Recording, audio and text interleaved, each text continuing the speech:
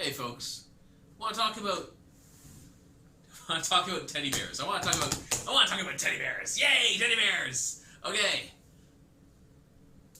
Conceptually, every field's got its teddy bear. Chiropractic has its subluxation. Osteopathy has their visceral manipulation, or manual osteopathy.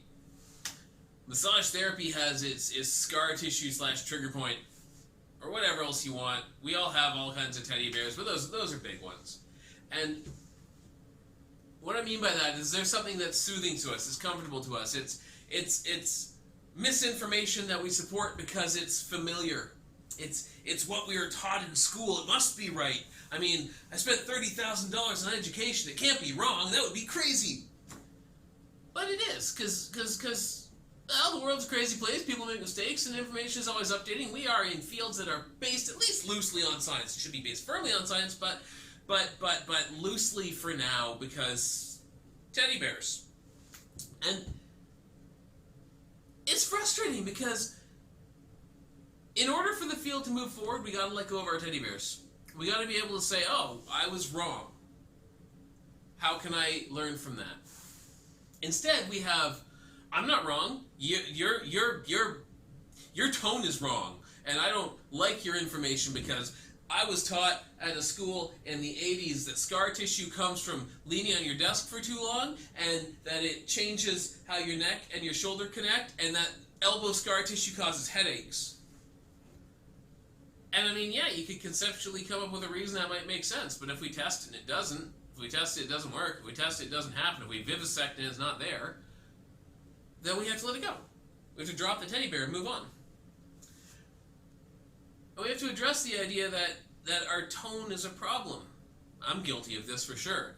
There are times where I get home and I've been at the clinic for 12 hours. I do these 10 a.m. to 10 p.m. days because I'm a moron. And I will be at the clinic for 12 solid hours, no breaks, and get home and see someone put a post up on flushing toxins from their psoas to cure diabetes or something. I don't know. The worst part is that doesn't actually sound far-fetched. That actually doesn't sound far-fetched at all. If I get home and see that post, I'll be like, eh. And at the end of those days, I'm just like, oh, okay. They're asking for responses to this, so if I'm going to respond to this, I'm going to respond to it. Do you have evidence to support that claim? And immediately, you get these people who are upset at that tone. Now, some people are less patient than others with regard to addressing pseudoscience and addressing things that simply put, we should change, that we need to change. But some people are really hair-trigger on being offended, too. And I'm sorry.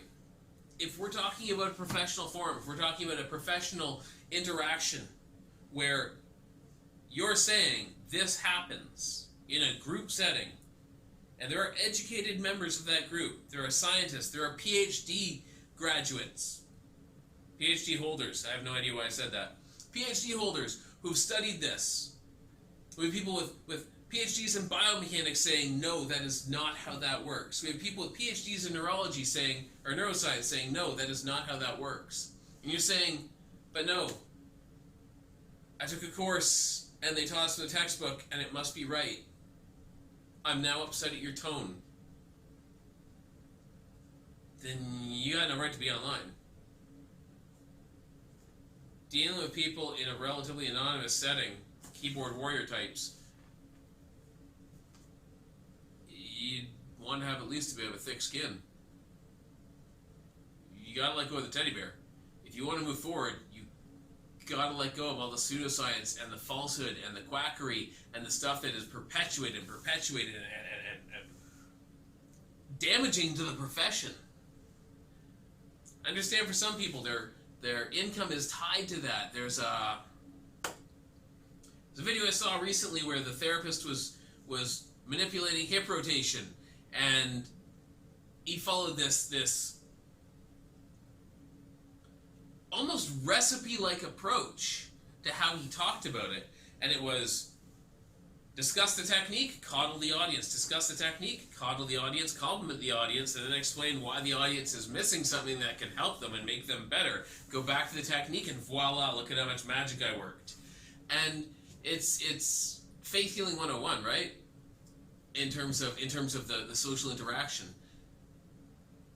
And of course, his fortune is tied to that. His money is tied up in the idea that people won't think critically. And that carries itself forward to people then investing in that. And they are now investment tied up in the idea that thinking critically, not even the idea, sorry, but in the action, the lack of action thinking critically, lending credence to that course. If you blindly say, oh yeah, it's a great course, it was awesome, it changed my career. Great. But if you stop and think and say, well, I mean, does it make sense? Actually, no, it doesn't. I've applied scrutiny, and there are a lot of holes in that logic. I can think of a lot of exceptions to that rule. I can think of a lot of cases where that's wrong. I can think of a lot of cases where that could do more harm. Well, now you have a conflict of interest. And it's let go of the teddy bear and move forward. And that means also letting go of the chaff, letting go of the things that we've spent a lot of time and money studying and learning. Like, I have spent so much time learning about fascia and about the effect of wear and tear on joints from valgus while squatting, and about correct posture and different breathing modalities and like different breathing exercises, and how lack of diaphragmatic breathing can lead to cor pulmonale, which it can't. But it was what I learned from one of my instructors, and carrying that forward and attached to that. And that was and still is one of my teddy bears. I still start to think like that when I'm feeling more tired. I still go back to defaulting to that, oh well, maybe this is scar tissue thought in my head. And the sooner we can let go of those teddy bears, the sooner we can let go of that dogma, of that old, decrepit, anachronistic, obsolete information, the sooner we can move forward and improve the profession and have a better benefit for our patients' lives. Thank you for listening to me from my soapbox. Have a great day.